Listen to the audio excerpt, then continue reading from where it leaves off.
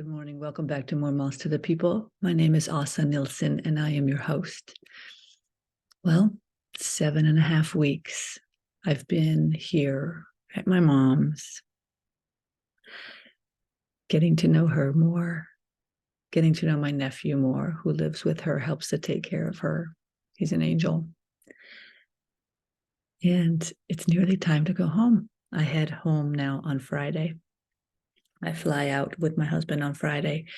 And what have I learned? What have I learned?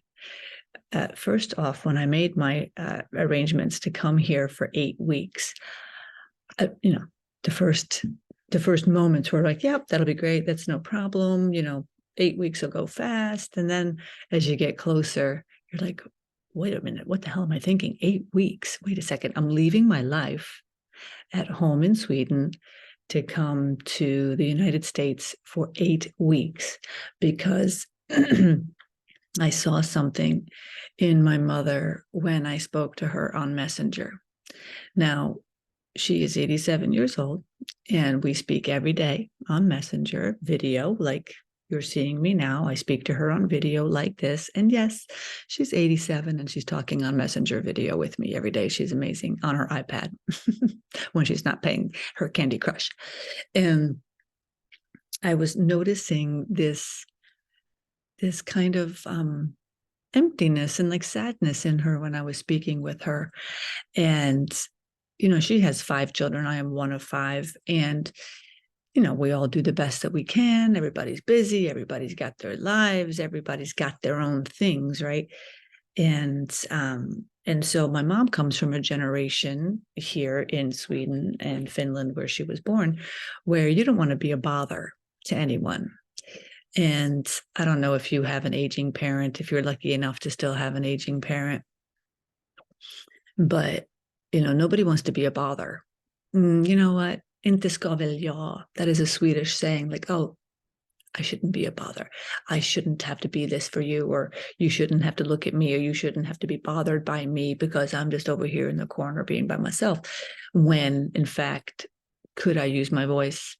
Could I say something like, I really need some company right now. I would love it if you would give me a call once a week so we can just chat and get caught up, or, so these are things that I perceive, right? Because now we're getting into my head and what I assume is happening in her mind by having a conversation and seeing that she was just kind of quiet. Like when we would speak every day, normally she's chitty chatty and we're talking about this, talking about that. And she just kind of seemed like she didn't have a whole lot to talk about or even want to talk about, which is unlike her. And so that's how it all started, that I talked to my husband and said, hey, listen, I think I need to go and be with mom and go be with her and, help her at her house with the Swedish Death Cleaning and start just organizing, this is what I'm doing for my work now. This is something I'm really passionate about. This is something I want to continue with. So why wouldn't I go help my own mother, right? Duh, makes perfect sense.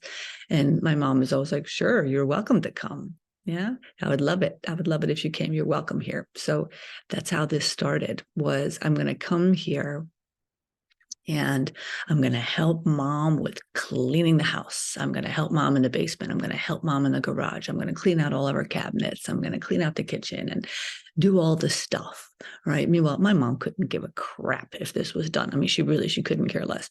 I know she doesn't care. It's all for my own sake. And also her paperwork, right? So her paperwork, meaning, is her will up to date? Is her all of the living will stuff, like power of attorneys? What about everything? Just like all the really super duper important documents that you think everything is clean and clear. And then you kind of start having conversations. You're like, wait a minute, maybe we need to just make an appointment with the family attorney, the estate attorney. Let's have a sit down. Let's have a sit down conversation with this angel of a human being that, I love this stuff. This conversation, and I want you to hear this because this is important. 2012, my mom got a diagnosis of lymphoma cancer. which of course was hideous. And we didn't know if she was going to make it. And she was living in North Carolina. She moved to Ohio because of she needed to get the proper care, get the best doctor she could get. She went to the Ohio State University's James Cancer Hospital. And my sister-in-law, who works with James, got her in with the most incredible surgeon, cancer doctor to help her, and with her chemo and her radiation, and got her sorted, right? This angel, I've said angel like 15 times now, and I say angel because I really truly believe that he was sent from the heavens to help my mother get through her cancer. And so that was 2012 that my mother moved into this house in Westerville, Ohio. And since then, well, she was living in New York. She was living in North Carolina, and then she moved to Ohio. So she had a will in New York. She had a will in Ohio. I'm sorry, will in North Carolina, but she didn't have a will for Ohio. And the laws are different here. The state laws are different. So I was working with an investment representative at that point, and I asked him for some advice of maybe, do you know of an estate attorney that we can talk to about mom's will? Because we need to make sure that it is up to snuff for the state laws in the state of Ohio. And he got us a name of this guy, this young guy. And I'm going to tell you his name because he is here still in Upper Arlington, right outside of Columbus, Ohio. And his name is Brendan King. Brendan King. If you need his contact information, let me know. I'll give him to you. He is this, maybe he's 40s now. I have no idea, but he's excellent. He is this wonderful guy who listens. He pays attention, and he listens to my mother, whom is his client. I'm not his client. Remember, I'm bringing my mother. My brother and I are bringing my mother to his table so we can talk about, let's take a look at what you have. What does she have? Does it need to be updated? And he's like, oh yeah, this needs to be updated. This needs to be fixed. This needs to be fixed. And so we've gotten everything fixed. Now, that was back in 2012. Fast forward to 2023, where we are today. And when I come to visit my mother, I say, Mom, let's take a look at your paperwork. Let's call the attorney and say, hey, can we get an hour on your schedule? And let's just sit down and let's do a check-in. Yeah. Yes, that costs money. Is it worth the $250 for an hour or whatever it cost for his time? Hell yeah. Yes. And you know why? Because we discovered a bunch of stuff that wasn't right, that had to be updated. So this is why you create these documents, and they're considered to be work in progress, right? Having something done is better than having nothing done. Okay. So if you have a will, if you have a living will, if you have power of attorneys, if you have all of these things, that a medical power of attorney, if you have a do not resuscitate, all these different things that are super important to have, which I would recommend you get done today, not tomorrow, in any country or state that you live in. Have help, have an attorney, have somebody who works with these things, create these documents for you so they are in place when you need them. So we met with this gentleman, and, that was just part of the list of the things that I wanted to work with when I was here, right? 7.5 weeks, going to be 8 weeks now on Friday. And what can we do, Mom? We can get your garage cleaned out. We can get your basement sorted. We can start going through your documents. We can start going through your belongings. Who do you want to get certain things? And, before, my mother never would say anything. She wouldn't tell us. She's just like, oh, you can fight over it when I'm dead, which, is absolutely horrifying to me.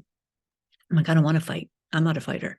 I don't like to fight. I don't want to fight with my siblings. I don't want there to be anything like any questions or, which there's going to be questions. I can't help that. But if my mother can make her wishes known today, then we're going to get them documented, and we're going to get them over to the attorney. And we did. See, because if I hadn't started to realize that I love working with this, would I have had the wherewithal to do this with my mother? Would I have been more uncomfortable to ask my mom, listen, Mom, I think we need to go talk to your attorney, because let's just check in with him. Let's just make sure everything is up to, there was other things that we had to get fixed too with him. with some other documents, but it all worked out perfectly. Divine timing? I don't know, maybe. And so all these things that I think that I'm coming here to do, like the practical side, like getting the stuff donated, getting the stuff thrown away, going through the things, touching all of her documents, saying, Mommy, is this something that you want? Is this something you want? Is this something you want to get rid of? Is this something you want to donate? Is this something you want one of your children to get? This isn't about me. I don't want the things that I'm talking about. I'm asking her, what do you want? And then we write it down. We write it down. You sign each page and we get it to your attorney, and then he puts it in your file. See how easy this is? This is a matter of daring to have this conversation. And so I come here and I'm thinking I'm going to be doing this for my mom. So what's also happening at the same time is I'm having beautiful conversations with my mother about her life, her belongings, her memories, my memories, talking to my siblings with their memories, and how interesting that we all have our own version of the same memory. And usually they're not even remotely alike, which I don't know if you have siblings, if you've ever done that, just to kind of talk through things that have happened in your life, in the family, and do you see it the same way? That's been interesting. That's been certainly a part of my growth this time, is what I said last week, where I didn't feel safe. I felt that I couldn't trust what somebody was saying. Were they saying something behind my back? And that's something that I could rely on. Well, because I said it in the podcast, right? Because what I say here, I make real. And if I make something real, then I have to do something about it. And because I did something in the podcast, then that opened up the window for me to do something different in my own life. And I did. I had a conversation with a person that I needed to have a conversation with about that feeling of not feeling safe, not feeling secure, since a long time ago, and what that made, how that impacts me. So that was something really healing in my life that came about because of the conversation and the feeling that I had while I was here. So what's happening is that I am living in real life, in real time, and creating something new for myself in real time now. Because this is mindfulness. Have you ever heard of mindfulness practice? Everybody's like, oh, I got to be so mindful. I got to get into my mindfulness practice. What do you do for a mindfulness practice? Like people are like, what the hell does that even mean? What does that even mean? Well, to me, mindfulness means being present in the now, like right now, not living every day of my life looking in the rearview mirror and wondering, God, why did that happen? Why did I do that? What is wrong with me? And why do I keep making these same decisions over and over again? See, mindfulness, that's being, okay, well, if I understand that that happened and I wake up today with a new opportunity to create something different right now, right? Like, right, I can make a different choice right this very minute. God knows what I'm going to do in an hour, but right this minute, what can I do? What can I do differently than I've done before? If I feel in my heart of hearts that something isn't, like if I don't feel good about something, what is it? Like identifying that feeling. Where is that feeling? Where does it sit? Does it sit in a place where I can do something about it? Can I say something about it?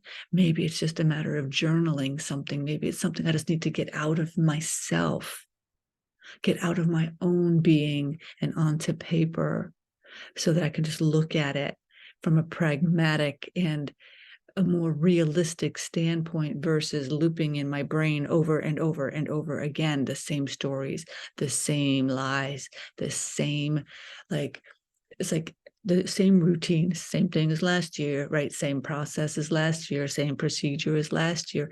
I don't want that. I don't want the same procedure as last year if it doesn't make me feel good, right? And if I spend all this time always looking backwards, never actually looking at where I am right now, and to see the growth that I have made in my own life, this is what I have discovered since I have been here. in this 7.5 weeks, working with my mother, working through this with my mother, working through this with myself. This was part of the reason why I came, and I didn't even know it, because I made a different choice. You see, could I have continued doing the same thing at my own house, doing my podcast episodes every week, sit at home and take care of my cat, go to the grocery store, make sure the house is clean, making plans with our friends, doing, thinking about how do I want to work in the world? How do I extend myself in the world so that I can work with people that I love and people that I know I can make a difference with? Yeah, I can do that at home, and I could do it here with my mom by my side, with my nephew in the basement, with my husband sleeping in the bed, with my brother down the street, with my nephew down the street, my other nephew down at Ohio State, my sister-in-law down the street, my sister coming in from New York, her new fiance coming in from New York, my niece is coming from New York, my other niece, my goddaughter, coming in from Tennessee with her husband. I mean, what are you kidding? Do you think I would have experienced this if I stayed at home, doing the same thing I've always done, or the same thing I can do, which I know I got that down. I got that pattern down for sure. God knows I got that pattern down. But what do you think? Do you think really that I was only supposed to come to organize my mom's closet? Hell no. I was to come here to help heal myself. Now I'm coming into the story. So, do you remember when I told you I was down in the basement cleaning up some old boxes? The old boxes that I've kept in my mom's basement. This is why we help people to get our own shit out of their house, right? Why are my things in my mother's basement? They do not need to be here. Okay. I'm 56. I'm not 6. I need to get my stuff out of here. So while I was here working down in the basement, what do I find in my box? You Can Heal Your Life. A book that I have kept since 1989. Louise Hay. I don't know if you've ever heard of Louise Hay, but she started Hay House. And Hay House is an enormously powerful and important publishing house in the US, all over the world. They work with a lot of beautiful authors. They work with so many spiritual people, working in self-development. And this book was given to me by one of my best friends, Tim Chani, and in 1989. And I believe I was supposed to find this book again now, because I need to be reminded that I can heal my own life. That's my job. So I'm going to tell you something that I believe in, and whether you believe in it or not, that's not up to me. But this is something that I believe in.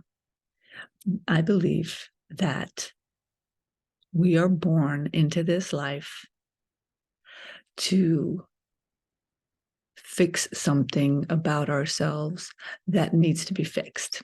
That something is maybe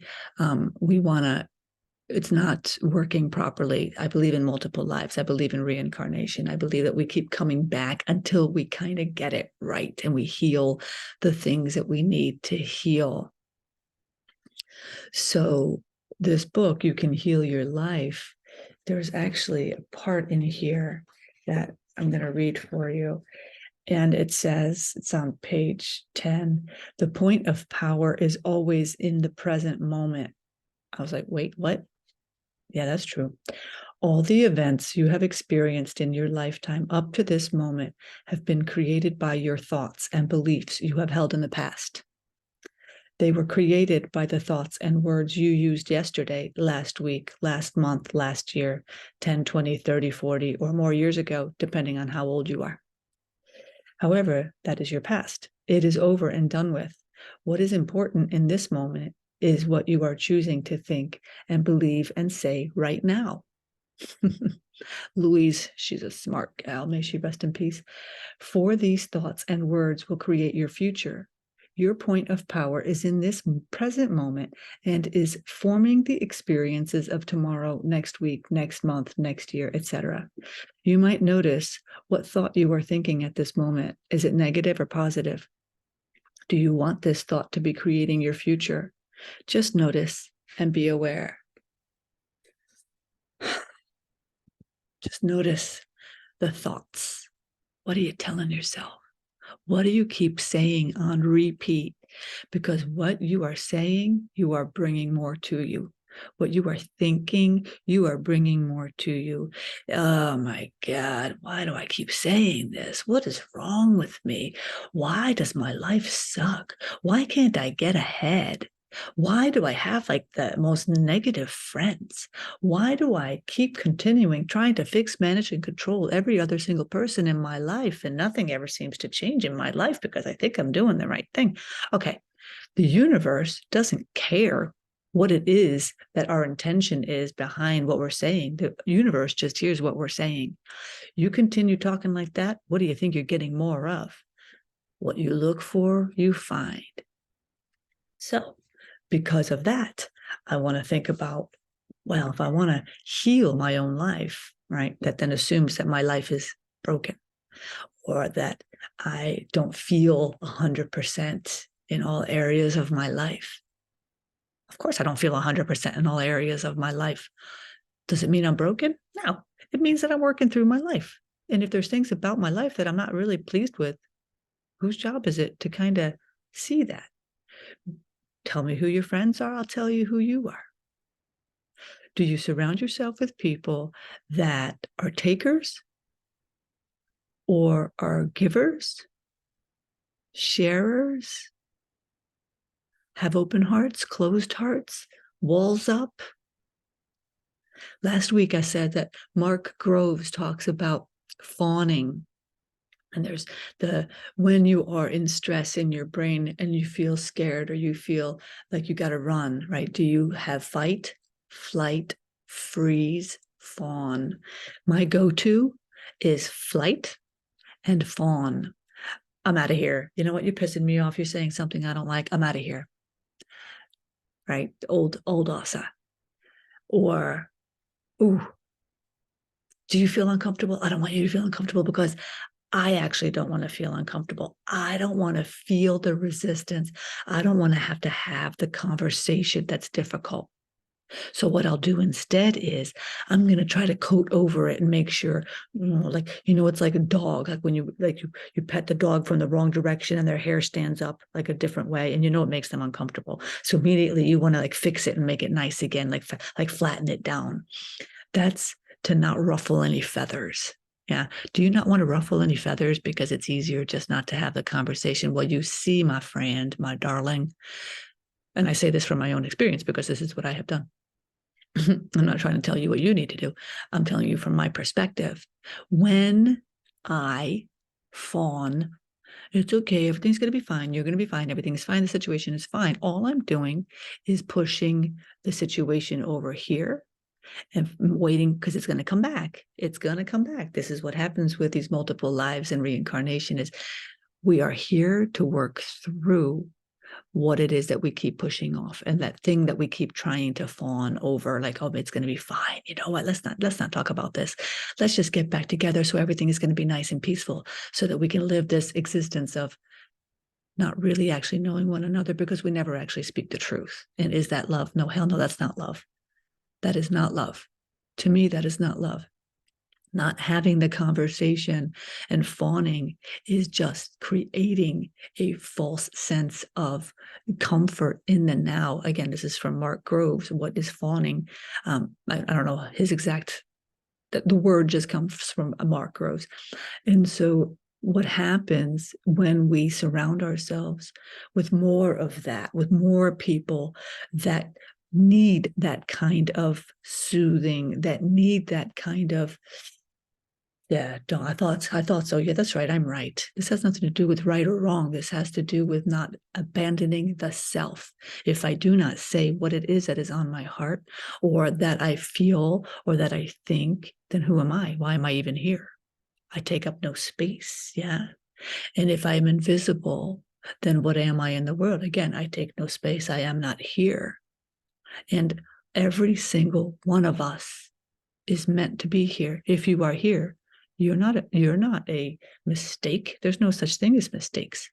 We are not a mistake. We are here for a purpose. What is the higher purpose? The higher purpose, I believe, is to share our hearts with love Gentleness for ourselves first, surrounding ourselves with people that believe this. I'm going to show you something right now.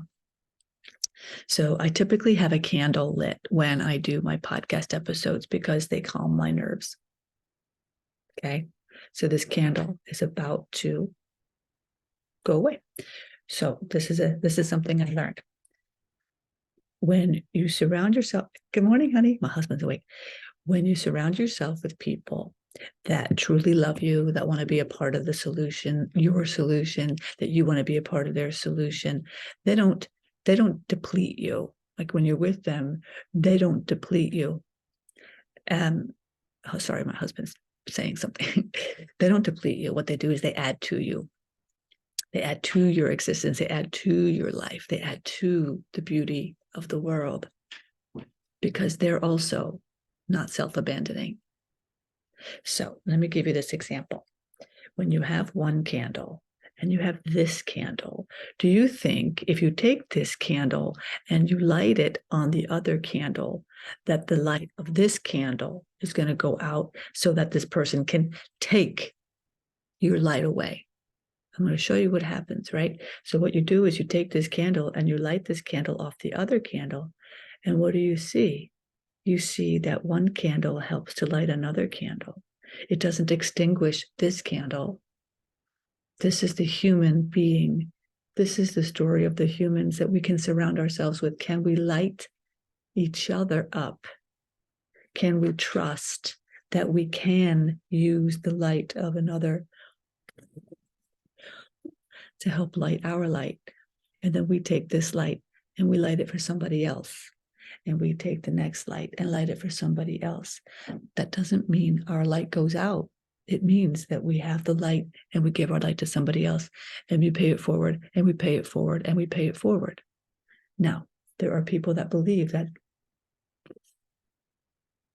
I'm going to take your light and it's going to make me feel better if I take your light because I want that light, because I deserve that light more than you deserve that light.